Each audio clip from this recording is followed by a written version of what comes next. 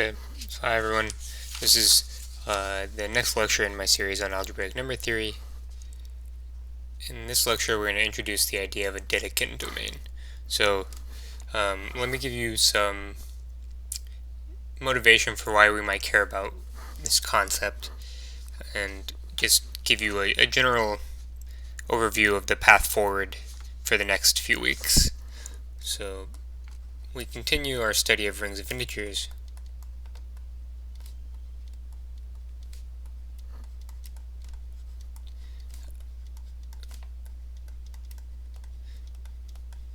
And we're going to start chapter 3 of Milne today. Integers.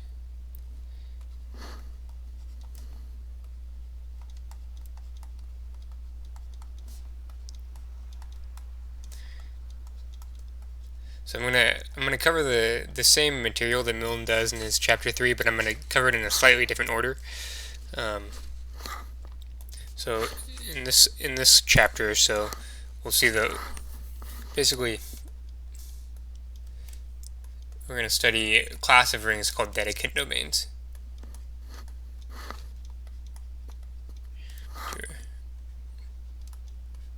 We'll see that rings of integers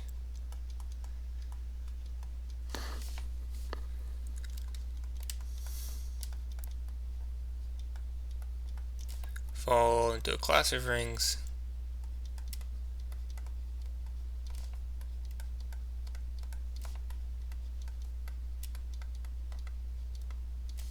called Dedekind domains.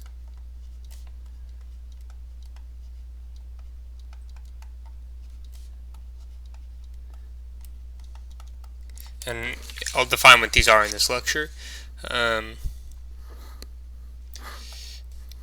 In the next lecture, we'll basically explore the properties of these rings. So in the next few lectures,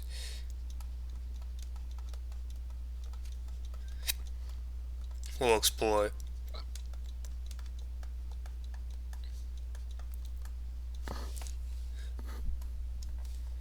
properties, so basic properties of Dedekind domains.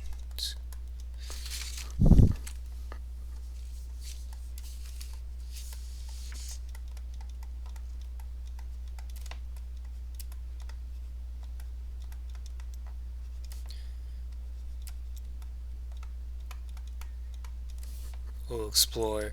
So one of the key facts about Dedekind domains is that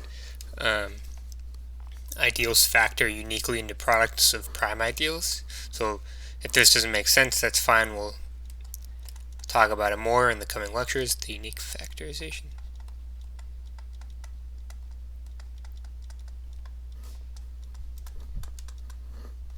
of ideals in Dedekind domains.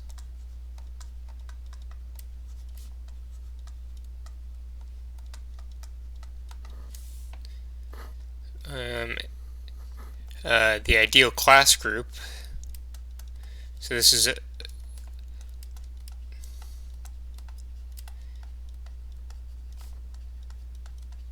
basically it's some finite, or not necessarily finite.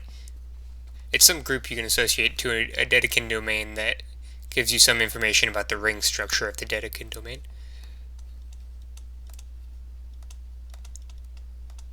And it turns out to be super important in number theory. And finally, how ideals factor in extensions of Dedekind domains. And what I mean by this is essentially the principal example is if I have a prime ideal in Z, what does the ideal that generates in a larger ring of integers look like? What can I say about that? These are the four main topics we're going to cover about Dedekind domain. So, overview for this lecture. I'm going to tell you what a Dedekind domain is.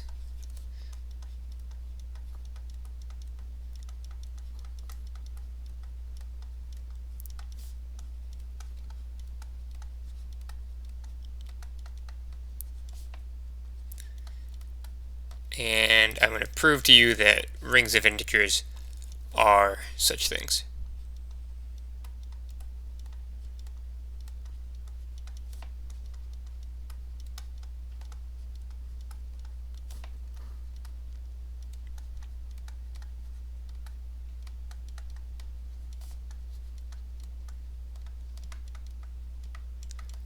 Okay, so let's go ahead and get started with the definition here. So this is 25.1 definition.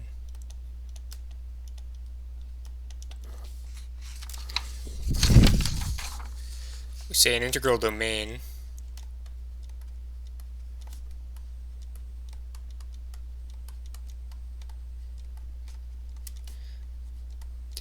A is a Dedekind domain. Get my red pen out here.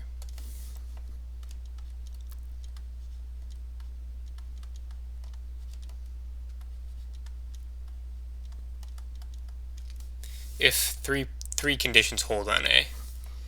If so, the first condition, A is integrally closed.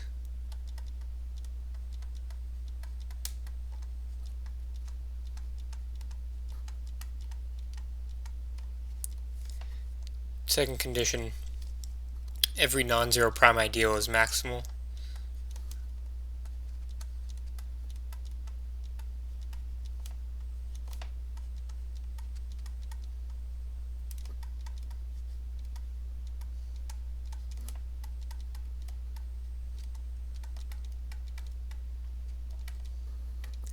And the third condition, A is Noetherian.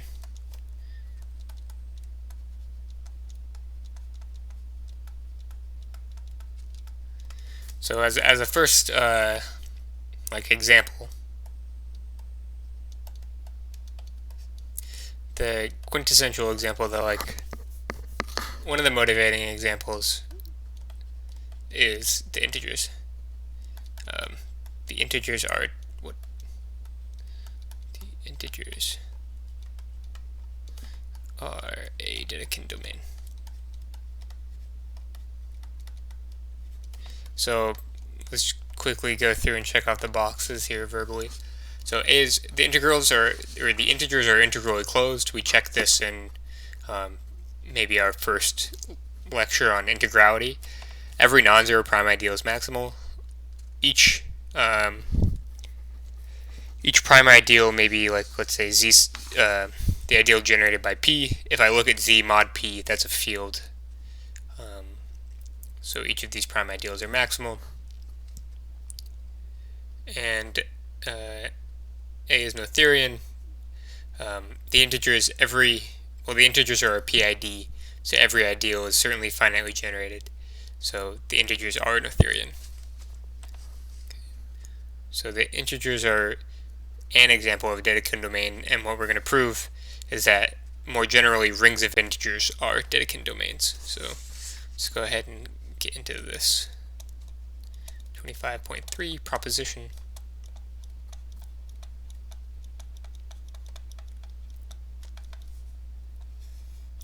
We're going to let K be a number field, i.e. a finite extension of Q. Then the ring of integers OK is a Dedekind domain.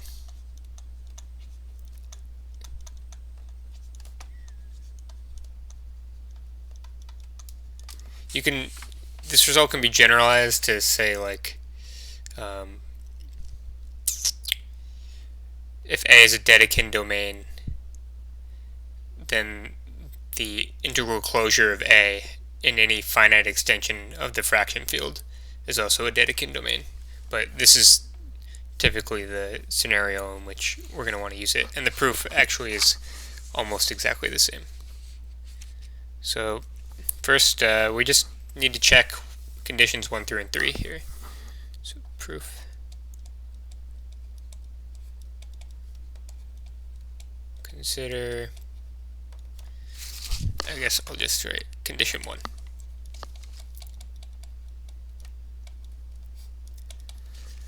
Well, basically we've already proven this fact before. The fact that OK is integrally closed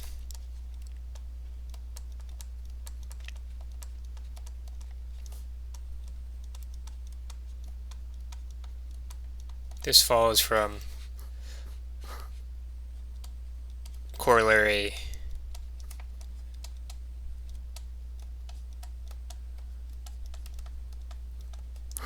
corollary 15.6 in our lecture on integral extensions.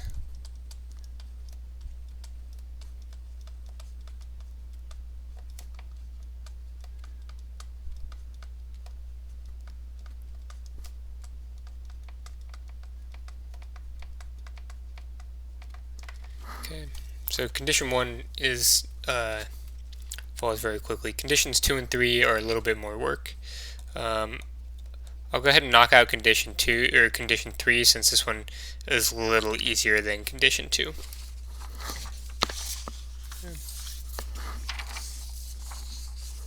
So to show OK is Noetherian, we show every ideal is finitely generated.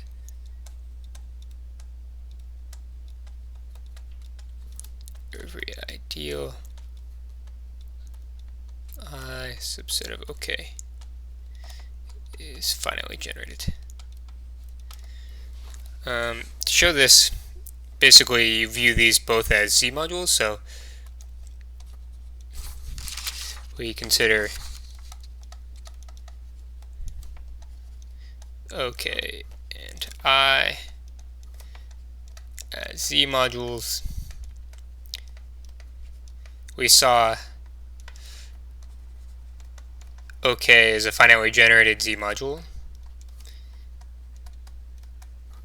I mean, it was free of the same rank. It was free of rank equal to the degree of K over Q. Is a finitely generated Z module. Since Z is Noetherian, the basic since Z is Noetherian,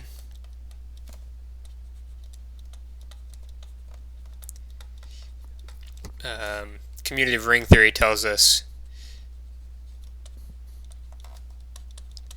that every submodule of OK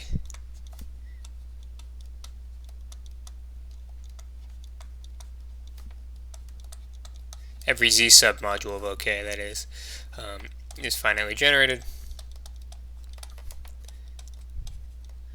Thus, I is finitely generated as a Z module.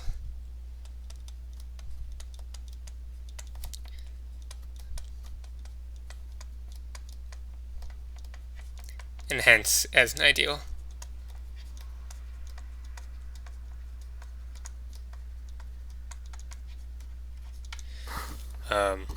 This last hence basically follows from the fact that if I took a collection of Z module generators for I, then it would also work as OK generators since Z is contained in OK.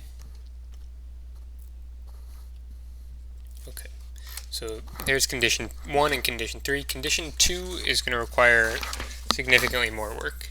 So condition 2. So to show, so we're going to let P subset of OK be a non-zero prime ideal.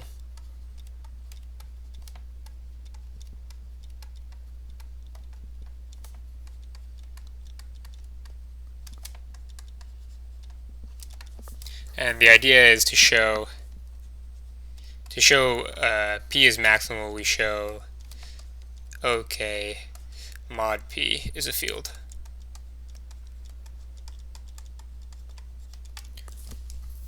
Okay. So the steps are basically as follows. We're going to consider, I guess maybe I'll do it like this.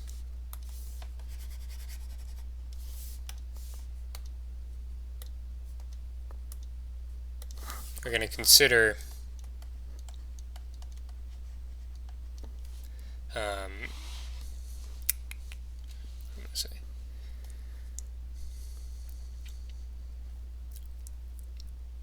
P intersect A. I'm going to call this ideal bold. It should be Z. Sorry. P intersects Z. This is going to be this, what's called the Weierstrass P. And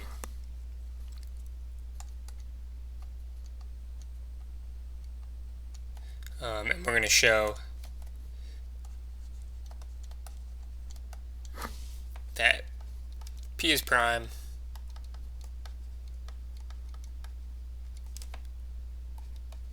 P is non-zero, and that C OK modulo P is an algebraic extension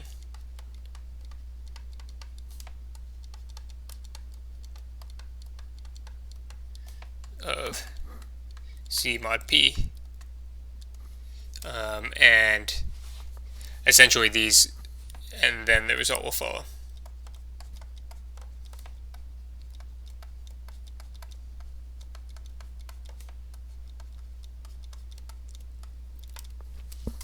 Okay, so to show P is prime, we can kind of actually we can be a little clever here. So first, consider A.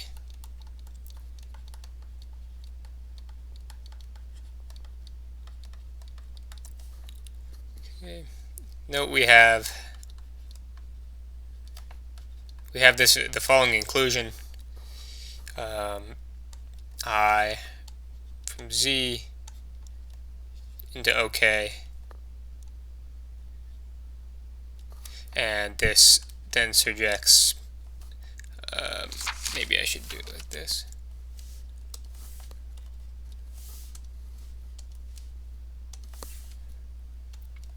This then surjects onto OK mod P. Okay, we have this composition of maps.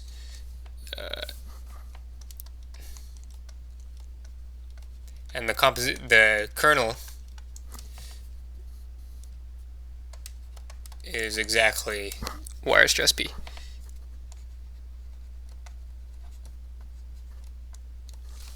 Okay. So this is follows just by direct checking. Thus, we get a map. We get an injection.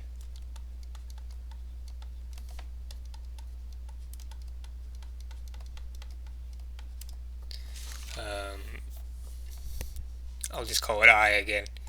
Or iota, I guess. From Z mod P into OK mod P. And since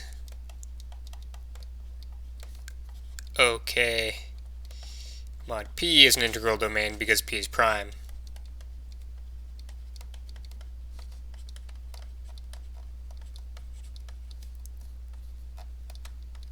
so is Z mod P.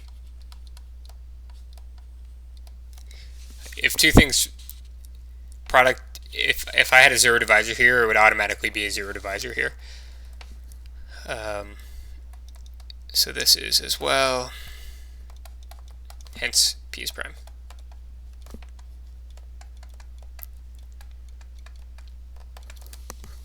Okay.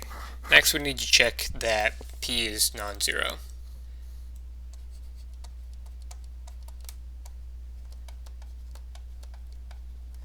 Check B.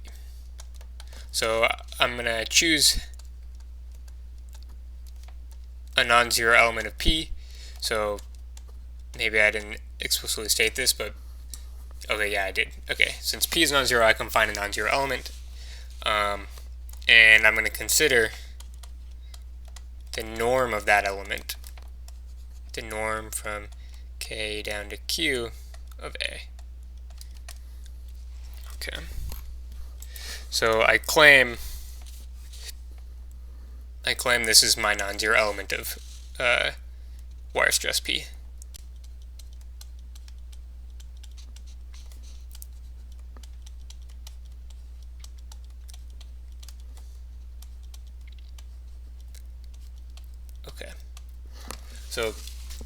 First, notice that the norm is not 0.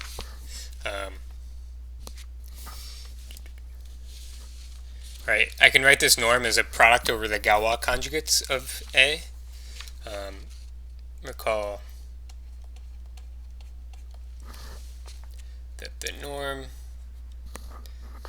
from K over Q A equals the product over the sigma sub I of A, where sigma sub I from K to, let's say, C are the distinct field embeddings.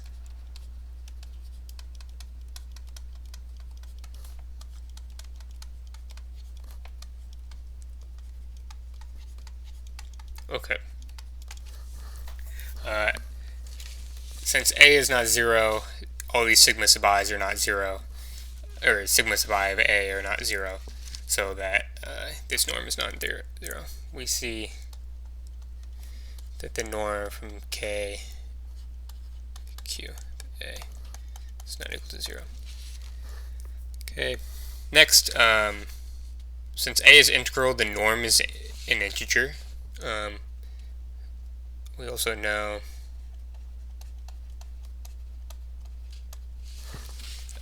that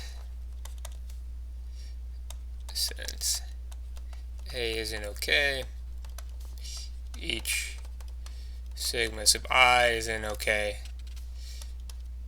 or I guess not in OK, but each sigma sub I of A is integral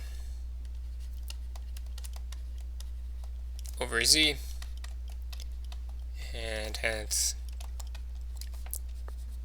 the norm from K over Q of A. This is in C. To show that it's in P, now it suffices to show that it's in mathfrak P. We show norm from K over Q A is in mathfrak P. Okay, and to see this, basically we'll write it as a multiple of A. Note that norm from K over Q of A, this is the product over these Galois conjugates of A, one of which is A, so this is going to be A times the product maybe over I, like not equal to 0, so maybe not maybe if the 0th one is the identity map, then it'll be something like this. And okay, what do we know? I claim this is an element of OK,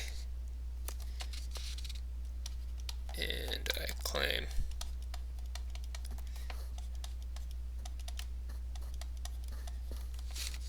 sigma sub I of A is an OK.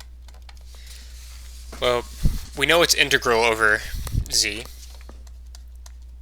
It is integral over Z since it's the product of these Galois conjugates, each of which is integral as the product of integral elements.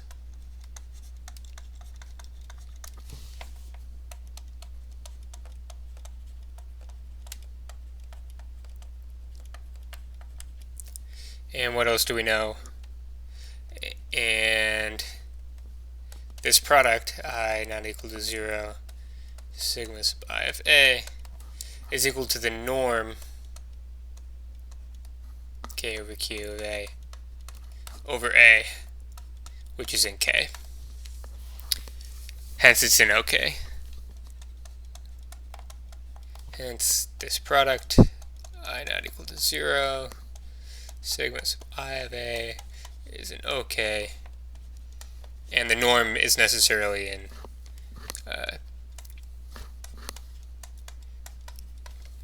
it's in P, and we saw that it was in Z, and we also saw that it wasn't 0,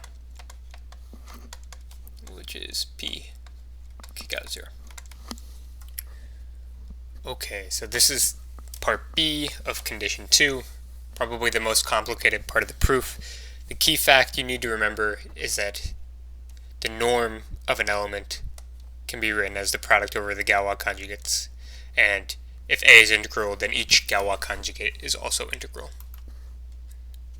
If these are not familiar to you, I would review some of the earlier lectures on integrality of elements. Okay, finally, we need to show part C and finish up the proof. Next, consider B, or C. C. I'm going to let's say, alpha bar be an OK mod P. Alpha bar is integral over Z, or alpha is integral over Z if, I guess I should say, well, if alpha bar is 0, then this is clearly integral over ZP. If f of alpha equals 0 for f in, let's say, Z join X monic, then f bar, the reduction modulo P, is non-zero, and f bar of alpha bar will be 0. Okay, so every element of alpha, or every element of OK mod P satisfies some polynomial in Z adjoint P. In particular, I can take minimal polynomials here. So I'm gonna this basically checks C, and now I finished the proof. So we finished the proof using C.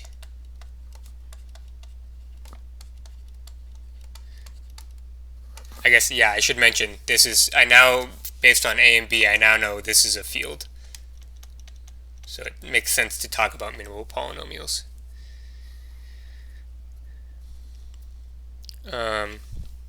Okay, so I'm going to let alpha bar be an OK mod P be non-zero, and I'm going to choose a minimal polynomial. I guess there's only really one. Minimal polynomial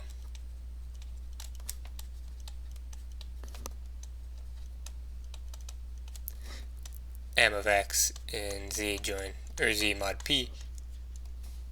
I'm going to observe, since alpha is non-zero, since alpha bar is non-zero, and m is irreducible, m has non-zero constant term.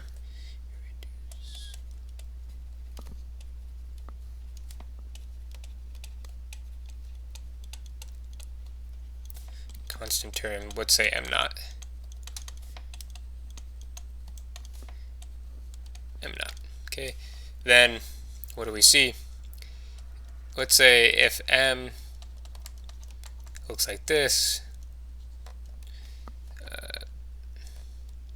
let's say it's x to the n plus I equals 0 to infinity, not infinity, I equals 0 to n minus 1 m sub I to the x times x to the I, then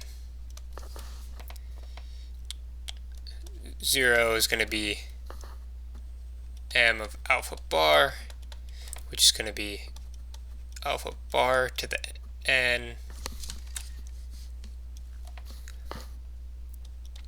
plus m sub n minus 1 alpha bar to the n minus 1 plus m naught. Okay, and basically the idea is we're going to subtract over the m naught and factor out an alpha bar. Then negative m naught is going to be alpha bar times alpha bar to the n minus 1 plus m n minus 1 alpha bar to the n minus 2, and so on, until I just am left with m1. And this is not equal to 0. So I can invert this guy, and then I'll get 1. This is not equal to 0, and this is an element of Z mod P, which is a field. So I can get 1 is equal to 1 over negative m naught times, maybe I'll do it like this. 1 is equal to alpha bar times alpha bar to the n minus 1 plus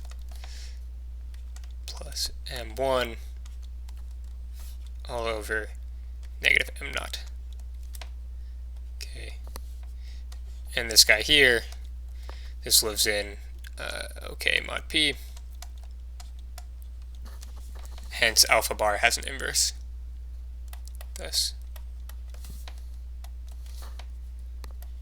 alpha bar has an inverse.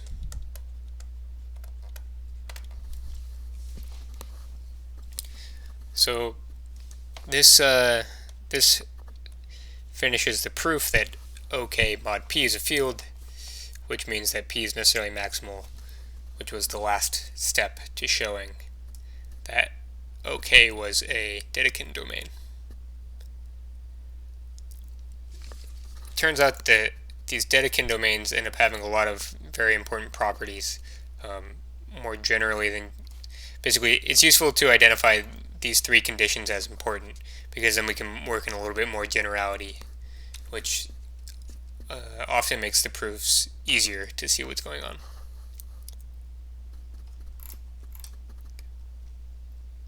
Okay, that wraps up this lecture.